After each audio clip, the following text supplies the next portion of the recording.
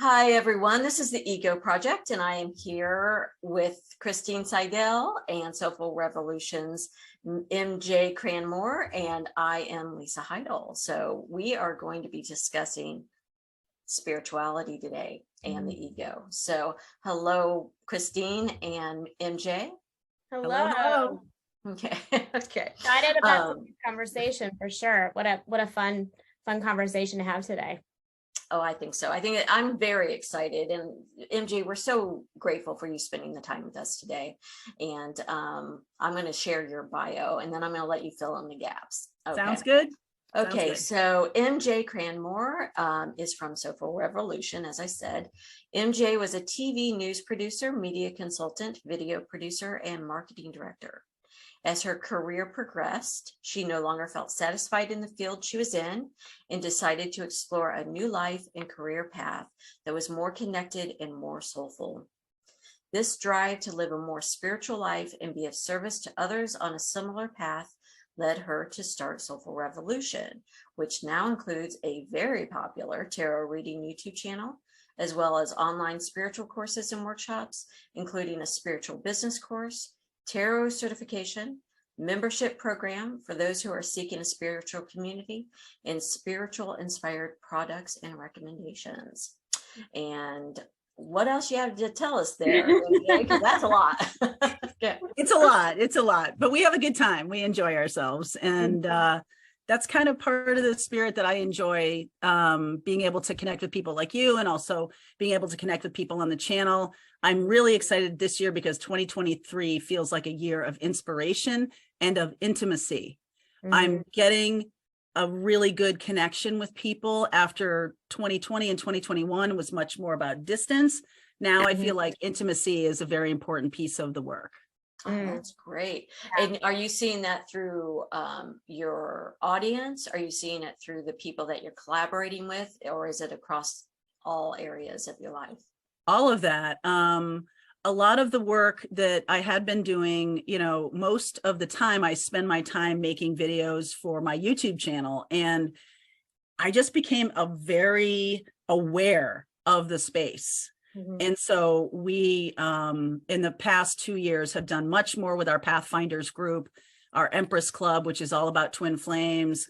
We are doing a lot more mentorship programs rather than one-off classes now, because I've found, it seems to me anyway, that, when I teach astrology or I teach something about twin flames, there's way more conversation that happens at the very tail end of that class that deserves attention. It's like people don't get really warmed up until a certain place. So I decided to do sort of an ongoing mentorship program called Accelerate Your Ascension, which is every week. And then I also do a birth chart mastery workshop, which is an ongoing mentorship. And every single week I bring in some new content. They're driving questions to me, so I know what they're looking to learn. And then I'm also pushing them beyond their, how they're looking at their ascension or their birth chart, so that they can have a different appreciation for it. Wow. That is such a unique shift from where you started to where you are now. Can you kind of tell us your journey there? Let us get some insight into that progression, because that's very different. The big journey, the whole journey, right? I know. So I won't take a million years to tell you this, but I definitely was raised by a very successful mother and father. My father was a CEO of a large company, and my mother was a chef. And I'm an adopted kid, so they were very successful and already really mature by the time I showed up. And so their kind of work ethic, my brother is a banking attorney, like just big careers and big ego. So it was very attractive for me to talk to you about this, because I came from that place, and I thought my career, because I'm a writer, I'm a creative and everything, it doesn't really fit. It fit kind of with the chef, but she's an Aries, so not really. But it didn't really fit in their paradigm of what was success. And so when I was in college, I was like, I'm a writer. I don't know what I want to do, but it was just natural to flow into journalism, because that was something I could get my hands around. And So I went to work as a news producer, which sounds way more fun than it is. And it's not fun. The thing that's cool about it is that I learned about audience. I learned about how to write the way you speak to connect with an audience. And I found myself teaching the anchors about connecting. But what I learned was through that trajectory of being in the news business, I didn't realize I wasn't really getting any traction. I wasn't really able to grow because I was supposed to be in front of the camera and not behind the camera.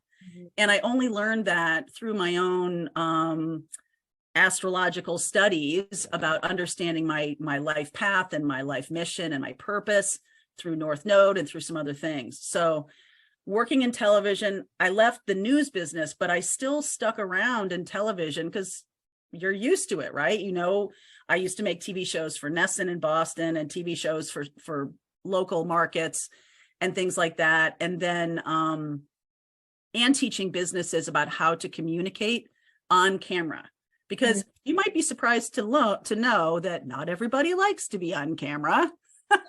And it was a shock to me because I just was like, what are you talking about? Like, don't you want to be seen? And no, they don't. So it was really, I don't want to convince you to have to be on camera. I don't want to. Now this is like 10 years ago. So now it's a little more ubiquitous. We're used to Zoom. We're used to all this. But when I was trying to do it, it was like a forerunner to what's going on now. So I got burned out. And I went on a retreat, a meditation retreat. I went and I did more spiritual work on myself. And I was like, why do you have to go back? Like, this is where I want to be. This is the quadrant of the universe that I want to spend my time in. And I want to ground it in my everyday experience. I want to be able to create something that will support me so that I can continue to help people. That's the point of doing this, is that I am just the messenger. Like, I am a Gemini North Node, Gemini Moon. I am the one who comes on stage in Shakespeare and says, hey, I have a message from the king. Like, that's my job. And when I do that, I feel like I have a lot of spirituals just even telling you about this. And so the day I stopped doing television in a traditional sense, it was like a blank slate, and I didn't really know what to do. And I was like, oh God, the money is going to go crazy and everything like that. So the day that I was willing to say, okay, whatever, it's all right. I'm not going to grind myself into a fine powder doing this. And I got okay. I like performed radical acceptance on where I was. I was like, okay, the money's going away. The business, I can't do it one more day. I cannot talk to one more client about this. I can't. And I just said, well, if I have to declare bankruptcy and clear the slate, you have to get okay with the worst case scenario, the fear that you have. If you're like, yup, that could happen. Then what happens is it opens up a world of possibilities. Yeah, you can actually see them at that point. Yeah, you can actually see it because you're not so running scared away from the thing you're most frightened about. Yeah. So I went to an attorney, a female attorney, and she wasn't emotional with me like my brother would be, because he was, he would have been like, oh my God. So she just said, okay, I'm taking all of this away from you. She said, you have enough money to live through the rest of this year. I want you to do this and this and this. And I walked out of there so light. And I will never forget it. It's one of those experiences that you have when you're like with the group of friends that you most love, or you're at a concert that's really just bringing you out of yourself. That moment, they had just tarred the parking lot. It was July. And I remember the smell of it. I remember the brightness of the sky. The colors of the trees were so much brighter. And I was like, this is a peak experience. This is what it means to be in 5D. And I didn't know those words at that time. I didn't know what I was talking about at that time. But I was like, wow, I just felt present and clear. And so that lasted for a couple months.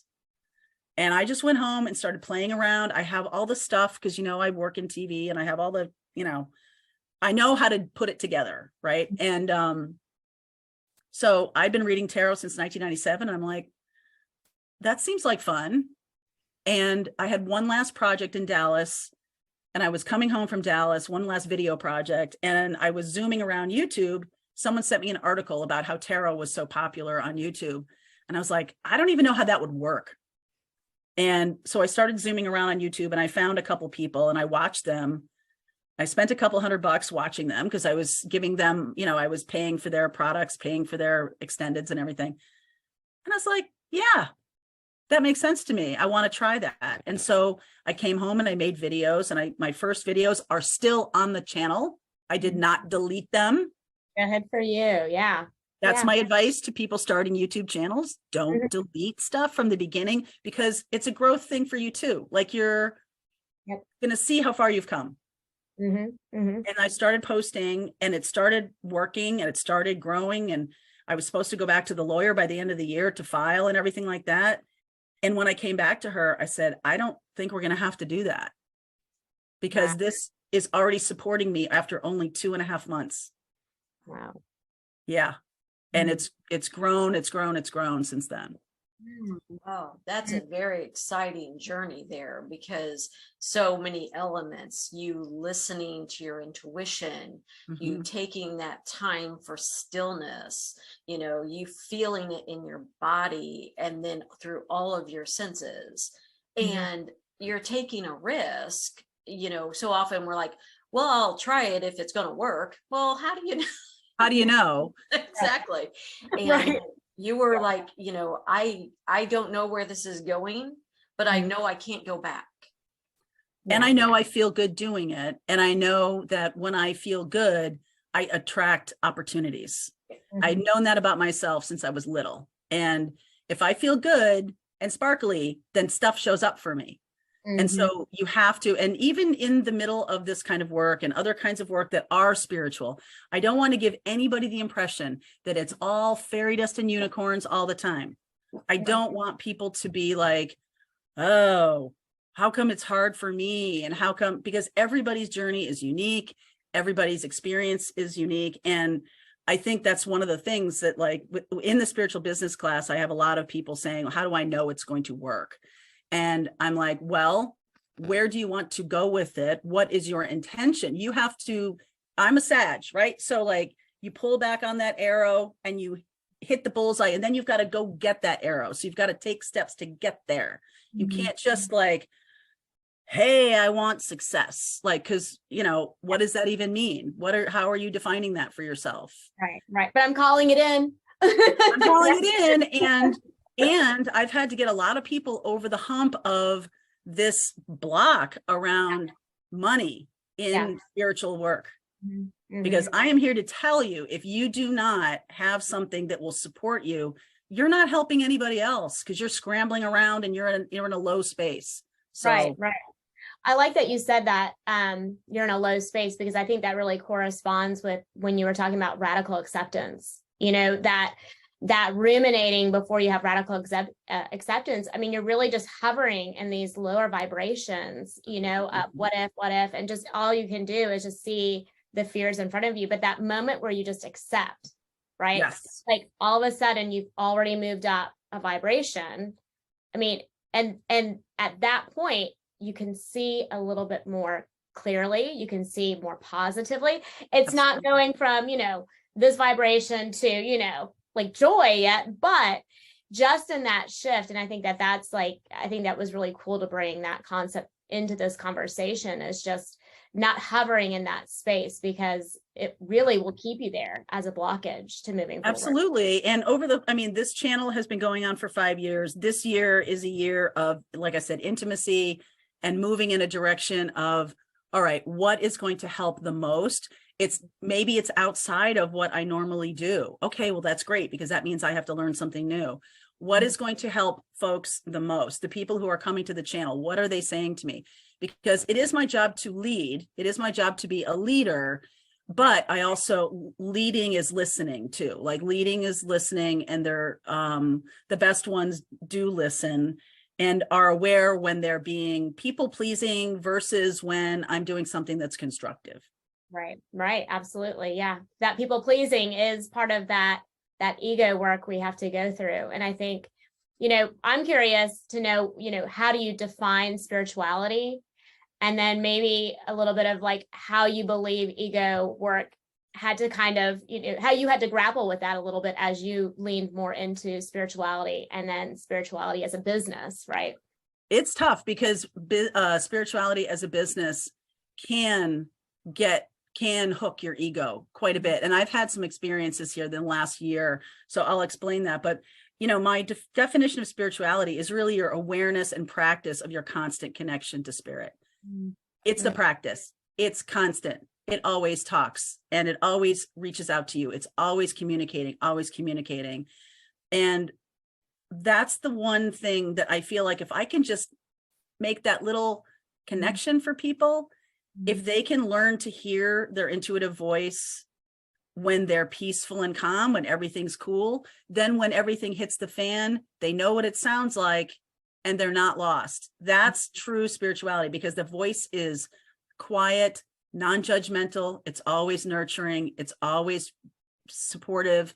It's never, there's a fear voice and there's other people's voices that show up in your internal world. But to me, cultivating that connection to spirit as a practice every single day, that's what I think about.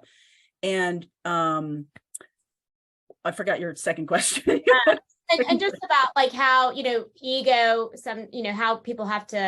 how ego kind of plays into spirituality, I guess. And then I'm just curious about your own grappling with ego.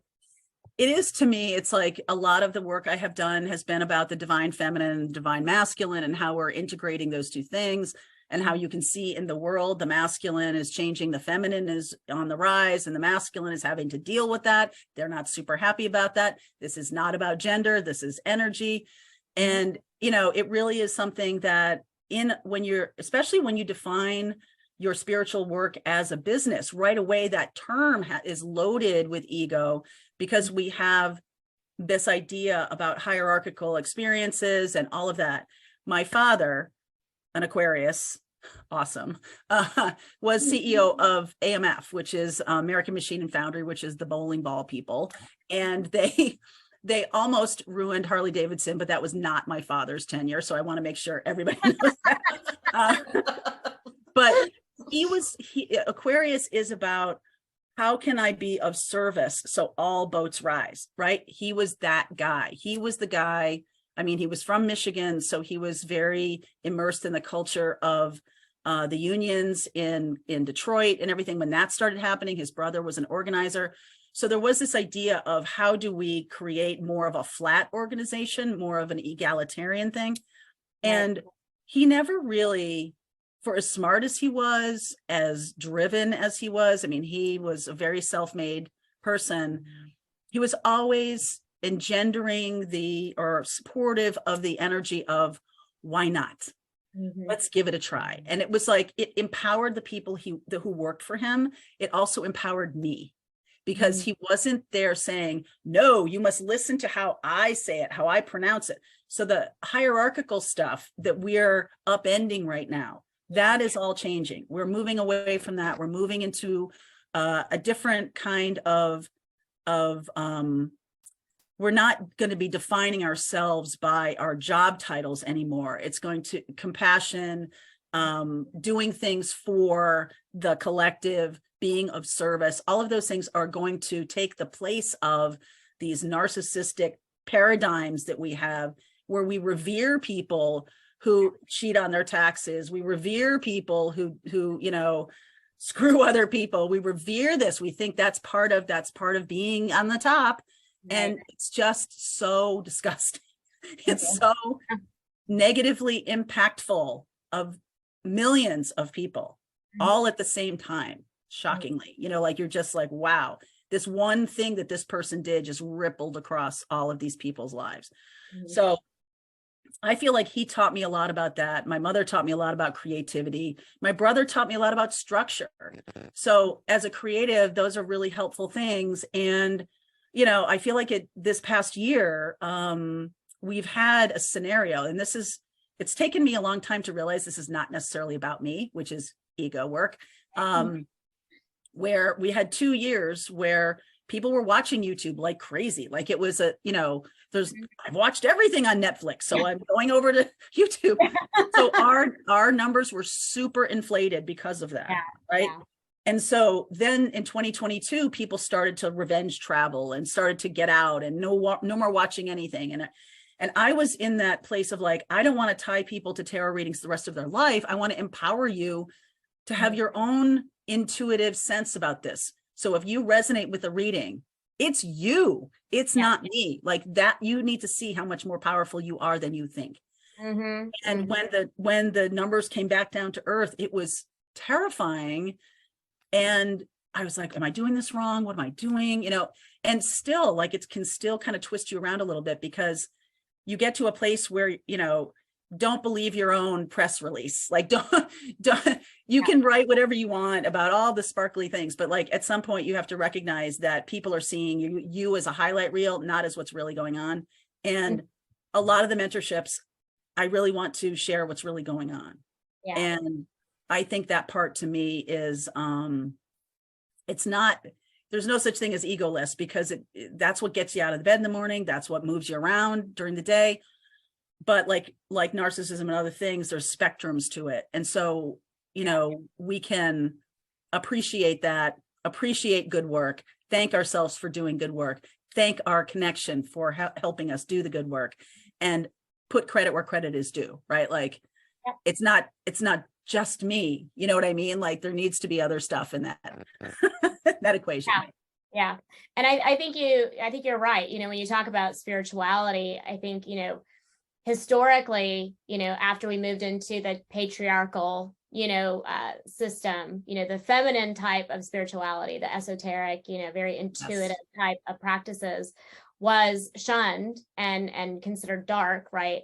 And so, you know, I think as a collective, we are moving into, you know, and really kind of recognizing that all of those practices are really reflecting intuition. And so I think we've had this patriarchal structure of spirituality that has a lot of ego in it, right? Like only these types, you know, only this gender can be a leader in this church, right? And so I think we are seeing this collective of, you know, feminine energetics coming up, and I love that you say it that way. You know, when something resonates with you, and as a therapist, it's the same thing. You know, as I'm downloading, and I consider that space with the client very sacred, right? So as I'm downloading into, you know, through my intuition, that's a divine portal, right? If it resonates, it's because you're using yours. You know, I'm just the vehicle. So I see as a collective a shifting into that space, and yet also, you know, hoping and praying and that we don't take that space and turn it into, you know, oh, but only we can be the ones that provide this type of service to you. So I appreciate you bringing in, you know, the feminine and talking about ego, because I think that we are in this very intuitive shift in spirituality. So, Oliver.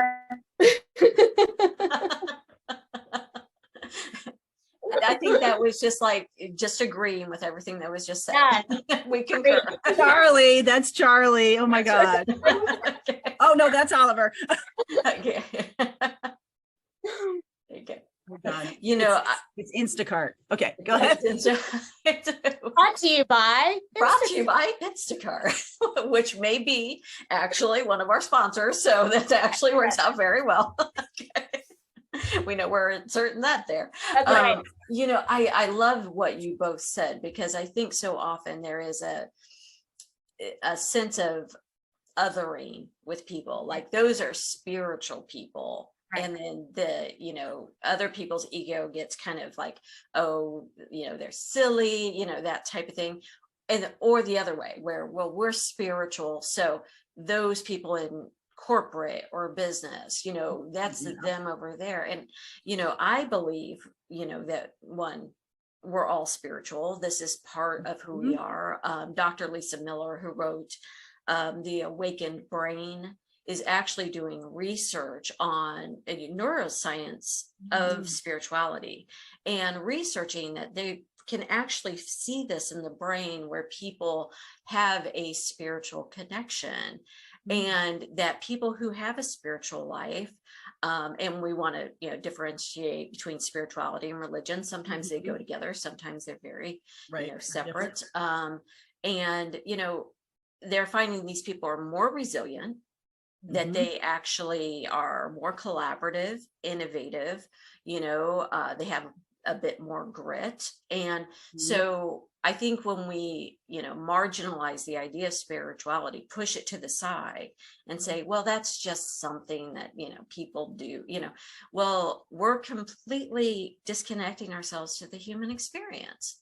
Yeah, absolutely. Absolutely. And I do think that, the idea of the otherizing of things where, all corporate is bad or spirituality is wacky or, whatever.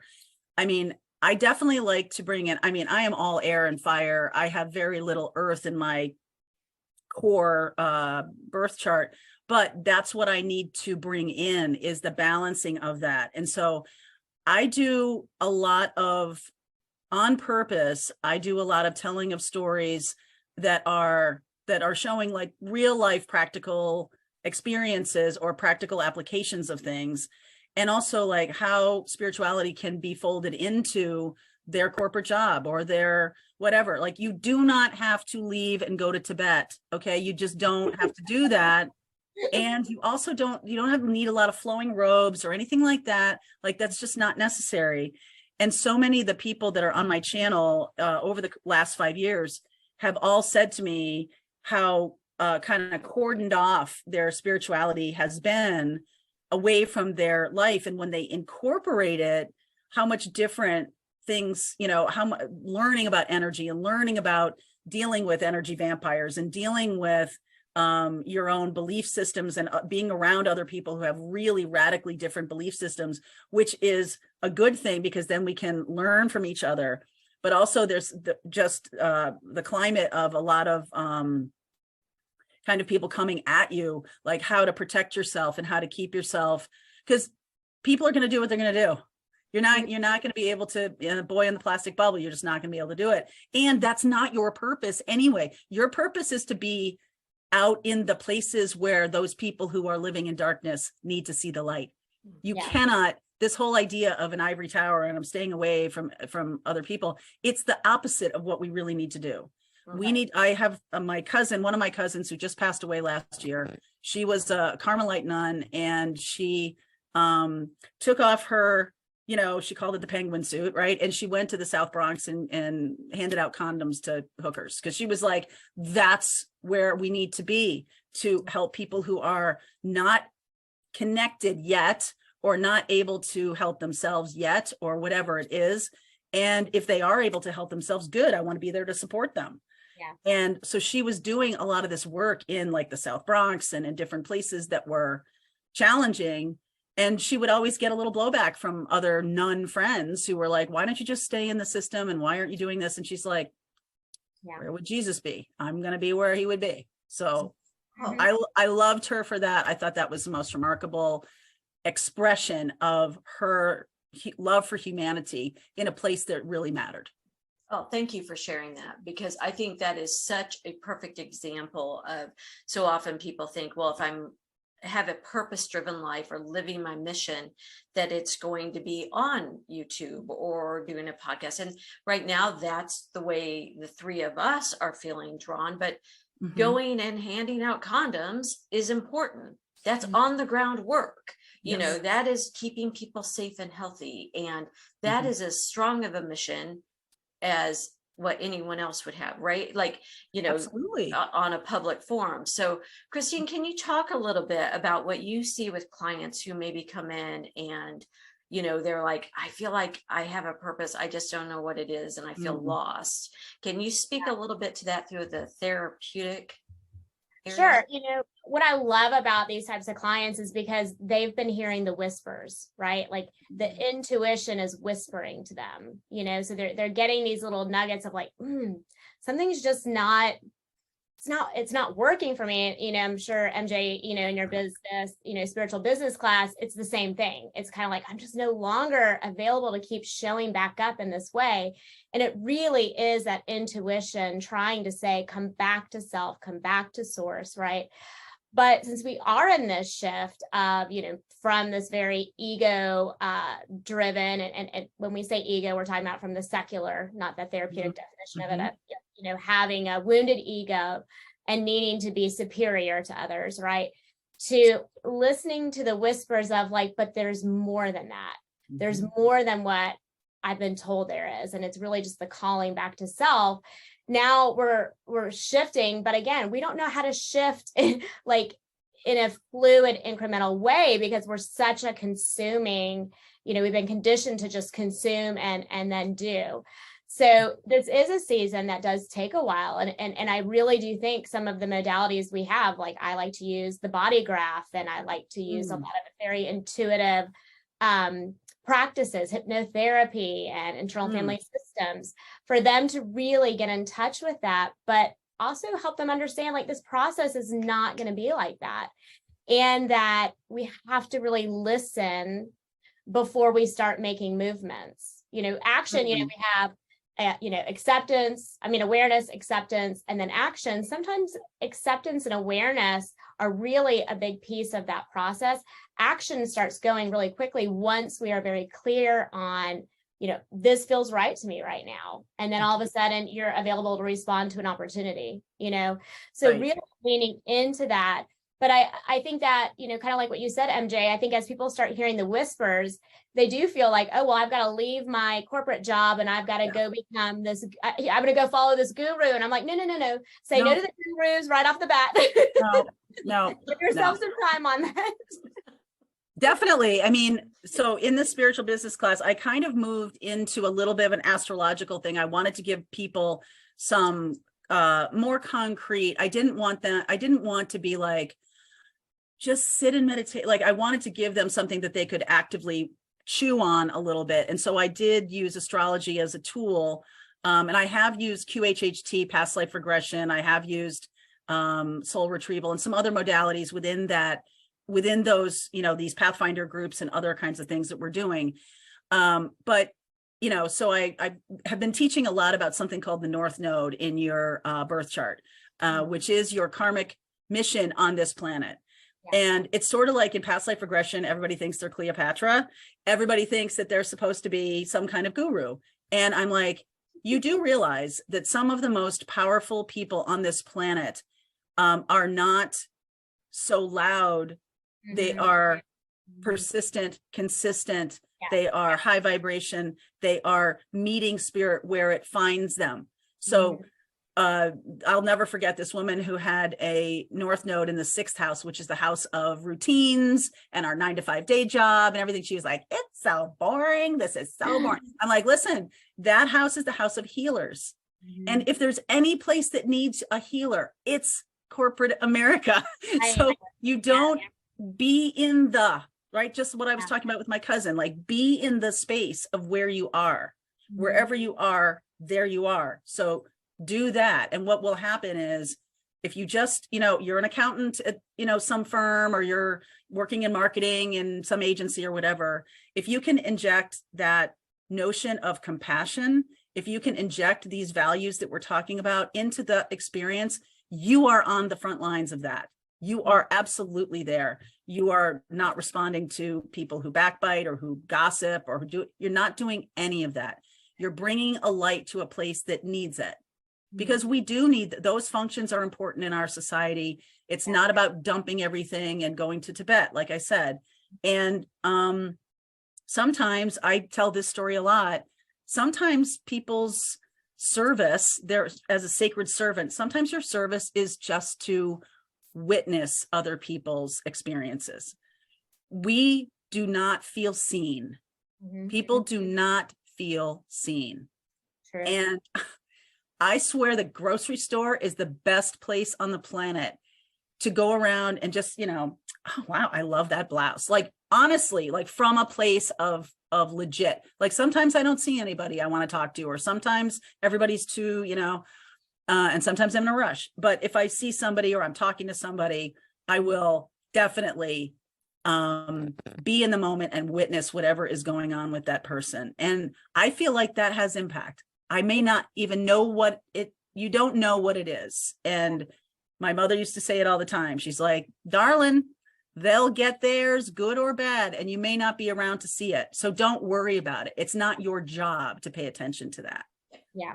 Yeah. And I think, we all have woundedness in us. I mean, we talk a lot about the wounded ego, and, we're always, most of us, in this space are talking about it openly, but some people don't even know what that woundedness is. They just feel it.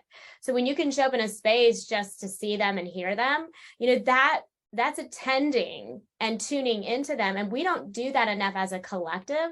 So to just do that to a stranger, I mean, that is powerful, and that speaks, like, that is divine, that they are experiencing in that moment. And so I think spirituality can be as simple as being in that space with somebody, that very much, regardless if the impact of what that moment was or not. Absolutely. And sometimes you do know, and sometimes you don't, but I do think that what I've noticed over the past couple of years is that people are more willing to not be Cleopatra. They're more willing to be led by their circumstances or whatever's going on. A lot of people have a lot of difficulty around them, problems with family, ill health, whatever it is that's going on, money problems or anything like that. So there's real world stuff going on. And I think that the more practically you can apply these lessons, then I feel like people, even if it's small, like, that's all it takes is for them to witness their own divinity in a small moment. And then they can build on that. Like, that's it, that's it. That's the whisper that starts, right? Just connecting, activating that. Absolutely. Exactly. I love that. And I love that description of that you are a walking embodiment of spirit, right? That's what we are here to do, is to share that light. And no matter where you're at, where you're at the grocery store, the gas station, or on, a large platform, you are authentically shining that light. And I think so often we want that external approval to tell us that we're doing it right.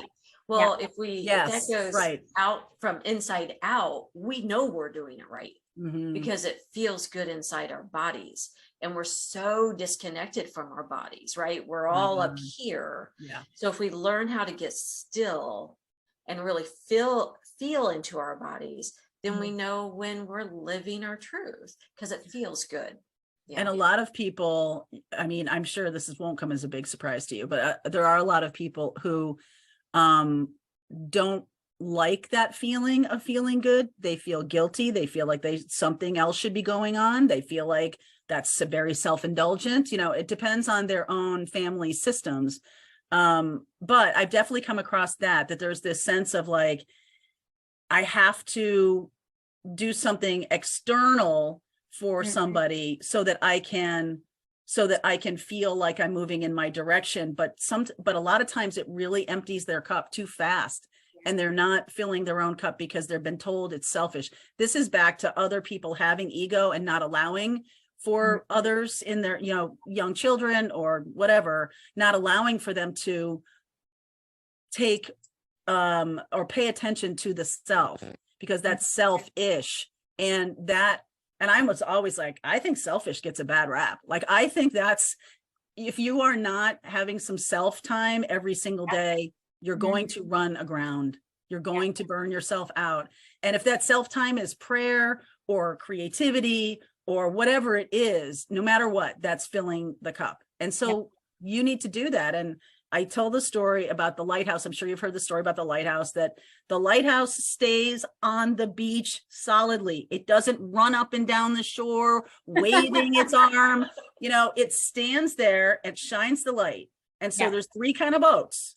There's the little kind of boat that has no navigation, that couldn't do anything and will hit the rocks anyway, chooses not to pay attention to the lighthouse because it's not like they're like in ego, they're doing it themselves. Yeah. Mid-sized boats that have some navigation, but they are just like out of their element and everything like that. It's the big boats that don't need them, the big boats with their navigation systems, the massive navigation systems. It's the mid-level boats that need, because they only have limited navigation and they need the lighthouses.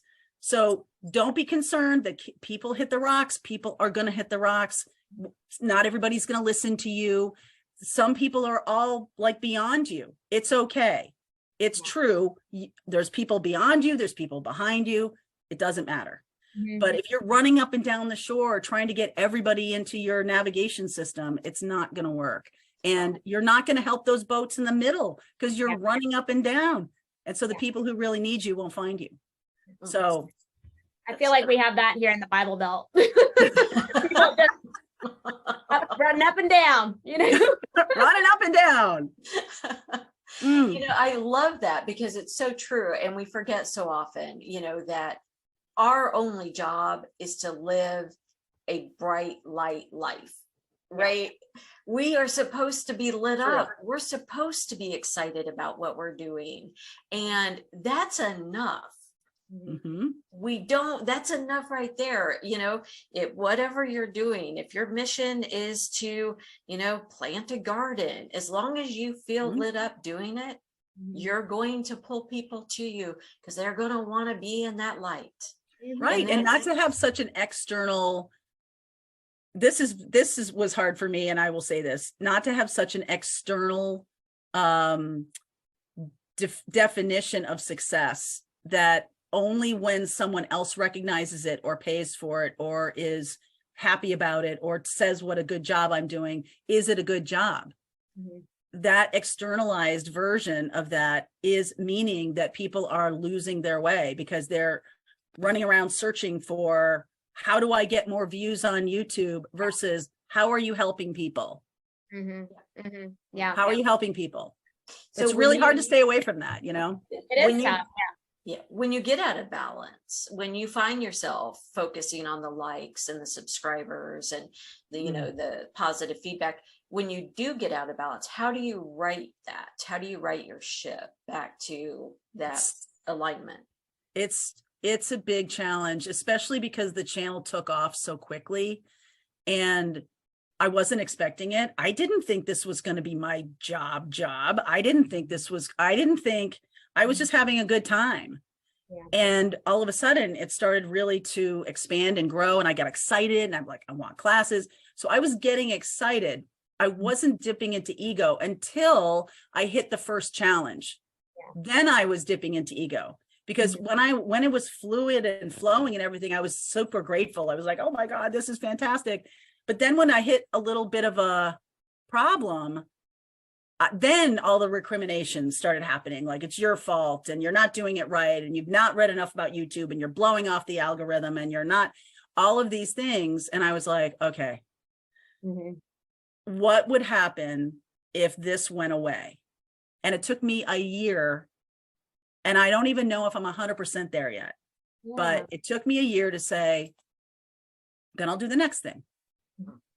And only within the last couple of weeks have I been able to really say that without feeling panic. And, you know, some of the times writing yourself can be that radical acceptance. I really think that's such a strong tool because that's mindfulness. That's being present in the moment. That's saying, yup, I see what's going on.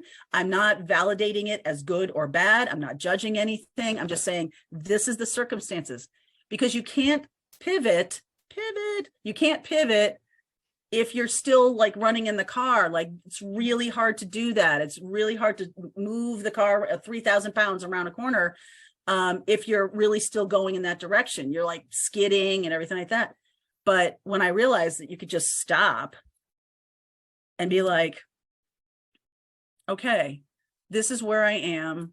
And my light for 2023 is about inspiration, help people, you know, that's where I need to start. Forget about the algorithm for now, forget about all this other stuff, which is really challenging when you're like comparing yourself to other people, because that's what YouTube, it is this mental game of, look at them, they've got 800,000 subscribers and she took my spiritual business class and I'm still stuck at 250. Why did that happen? That happened. Yeah. And I was just like, I really like her, but I hate her. Like, I was really mad. I was mad. And it took me, she knows, I told her, but it like took me a couple weeks to be like, wow, that's really devastatingly bad energy to be so focused on that. And I'm like, she's got her own stuff and she's got her own path and I've got my own path and nothing matters like that. Yeah. So that's been a real challenge, but it will, I hate to say it, but I don't think that ever goes away. I think that these are learning moments. These are teachable moments, or these are learning moments that are at certain milestones or certain points in your life. And if you can stop and say, okay, this is where we are. Now, where do I want to go from here? Then you kind of get excited about where you're going and you stop ruminating about what's going on right now. So accept it, but you don't have to ruminate about it. I love sorry. I love it. Well, taking what ify, right? If you're going to what if all the way to the end? What if this goes away? What if this takes a new direction? What if, I bring on a partner? What if it all the way to the end? Because if not, you're going to get stuck in that loop, like you said. Right. Marie Forleo has a little thing about like, wouldn't it be cool if, like, I like that. She's definitely been a teacher for me in terms of her, she's had she's sent out a lot of stuff recently about a lot of things going on for her, but I like that kind of like, wouldn't it be cool if, because that really gets to my like little inner Sagittarian, like, ooh, wouldn't it be cool if, right? And so that works for me. And, radical acceptance, and then saying, oh, what if this is just a new path? What if this is an opportunity? What if this is something really good? And I'm just looking at it like it's difficult. Yeah. Well, and I think that's a reflection of how wounded ego will circumvent us being able to do that. Because when you were just talking about, about needing to pivot and stuff, it brought up when you were talking about mentoring, at the very beginning of this session, and you were kind of saying, hey, we'll be doing our stuff. And then towards the very end, this thing will come up and we really want to lean into that and learn about it and grow. And when you're in that space, like serving like this with somebody else, I mean, we're just like this vessel, but when it's us, it's like all of a sudden it's like, oh, well, that's not good enough anymore. Well, I need to know, like, no, it's got to be nicely wrapped and tied up, and I'm not available for what else, something other than. It's so embarrassing. It's embarrassing because like I hear myself saying stuff and I know it's for me. Like, I know I'm like, oh, wow. Yeah. Okay. But it's a little tweak, it's a little wink, it's a little nudge. And it's like, okay, I guess I have to work on that. But like, it's practice. It's practice. It doesn't end. You know what I mean? It's ongoing. It's rolling. The best part about that is you can always make a new choice. You can always make a new decision. You can always say, okay, stop. This isn't working right now. Deep breath. Okay, what do I want to do now? And that was very hard for me. That one day I was telling you about the parking lot and everything was that day when I did that. I was like, okay. And then where do I want to go now? And it was incredible. It was incredible. And I love, Cristine spoke so eloquently on our season 1 wrap up about how everyone that we've spoken with and each other, we talk so much about getting still. And you did that. You went into stillness. You went to the retreat and said, I'm going to quiet everything and I'm going to listen and see what comes through. And it's possible nothing would come through, but you trusted that, what you connect with in spirit, source, your guides, your spirit guides, everyone has something different that they connect with, but they're supporting you and they have something to say. And I just so love that. And, if we can communicate anything to anyone, it's get still. Be quiet for a little bit. I agree. Yourself, yeah. I agree. And we were talking when we were just starting a little bit about that fifth chakra issue about the, sometimes you have physical things that happen that are meant to be flags. I mean, everything that happens physically is a flag of some kind, but like a spiritual flag, really. I've had a lot of closed throat, fifth chakra. I've had a lot of people talking to me about their own problems. A friend of mine in Nashville last night talked about choking on a chip at a dinner and how like she was like unable to speak her truth. And so it became reality that she could not speak anything. And I didn't realize how much the fifth chakra is really tied to our spiritual guidance and our intuition. And if we are jammed up in this thing, in this part of us, the fifth chakra, our feelings aren't getting above it. Our feelings are not being connected to our upper chakras, to our third eye, to our eighth and ninth chakra, which is our spirit guides. So if we're blocking this and unable to communicate, we lose our creativity, we lose so many things. And over the last couple of weeks, I've had this real like weird, like, you're drinking, I'm drinking here, like, and during the course of this whole time, it hasn't happened. I just was noticing that. So I wanted to say thank you. Wonderful. Well, and I do believe, I mean, that's showing that what you have to say is meant to reach people because it's clear, it's concise. And I love that idea of let's listen to our bodies. Our bodies are telling us things, and they are, you know, we have such a separation between mind, body, spirit. They are not siloed off, people. Oh. They all such a Western view, right? Such a Western view. The body keeps the score, right? The body keeps the score. That's absolutely true. That's absolutely true. Oh, so good. So if someone who, you know, a listener is like, you know, I think I'm wanting to go down a spiritual path, or I feel drawn to that, what is one piece of advice that you would offer them? I guess I would say a lot of people get drawn to it. I know I was drawn to spirituality when I wasn't a crisis yet, but you know, like there's no atheists in foxholes, right? Like you're drawn to stuff like this, to your own connection to spirit when you are at low points. And I feel like that. And then when everything's good, we're just like, oh, we forget about it. So I want to say that when you're in a good place, that's the time to really cultivate, to understand, to be able to hear that voice, your intuition.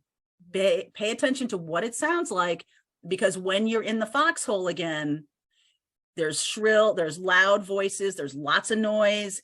If you're cutting off from here in this throat chakra thing I was talking about, then you just have noise going on and there's nothing that makes any sense.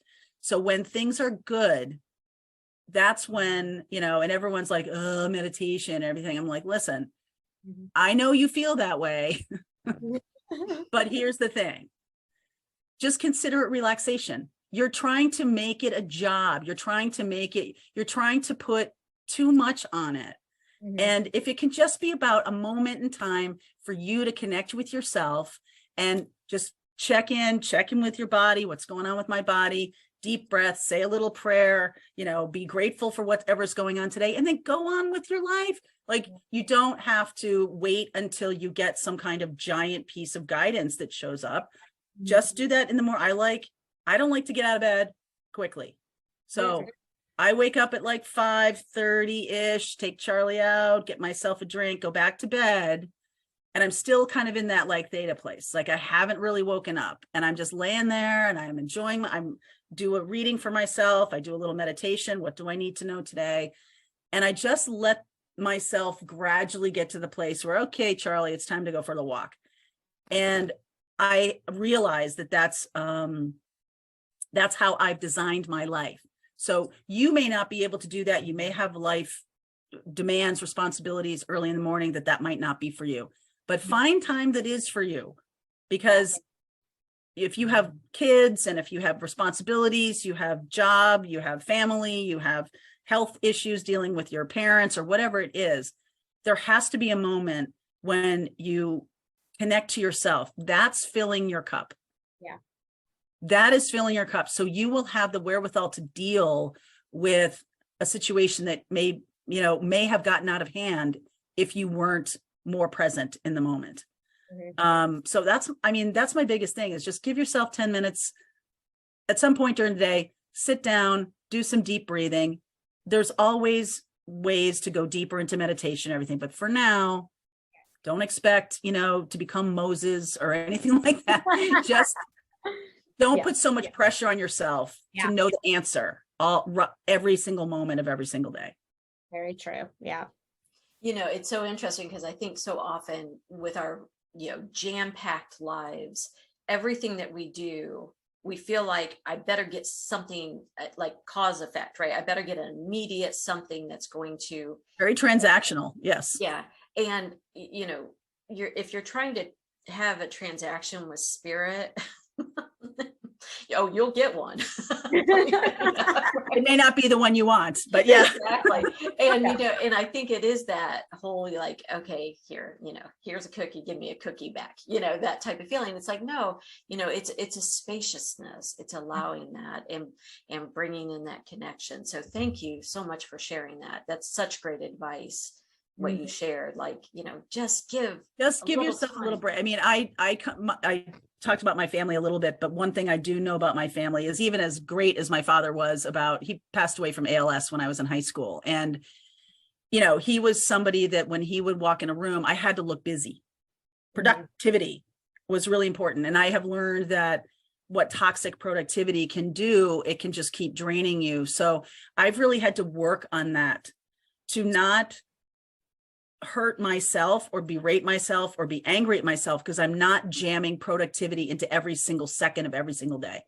Overscheduling people, every single moment is spoken for. We have kids growing up that are like overscheduled like crazy. And so there's no space. There's no space in that.